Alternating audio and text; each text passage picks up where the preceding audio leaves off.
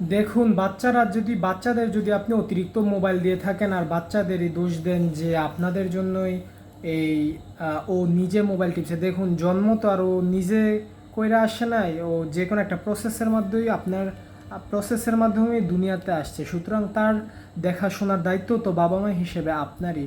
সুতরাং আপনি বাচ্চার কেন ব্লেম দিচ্ছেন? আগে তো আপনি বাহিরে খেলছেন, আপনি মাটিতে খেলছেন, বৃষ্টিতে ভিজছেন, খেলাধুলা করছেন, খেলাধুলায় মত্ত ছিলেন। এখন বাচ্চারা মাঠে যায় না, সুতরাং তাদেরকে হাঁটতে নিয়ে যান, আপনার সাথে মাঠে নিয়ে যান।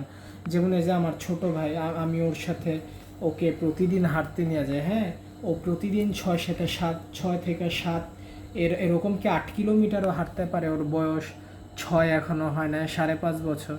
তা আপনারা ওদের সাথে হাঁটতে যান, ওদের সাথে আপনার বাচ্চাদের সাথে আপনার বন্ডিং ভালো হবে। বাচ্চাদের মোবাইল দিয়ে না, মোবাইল দিলে চোখের প্রচুর ক্ষতি হয়, ব্রেইনের ক্ষতি হয়, তাদের ঘুম ঠিক মতো হয় না। আবার অনেকে তো আছে মোবাইল নিয়ে বাথরুমেও চলে যায়।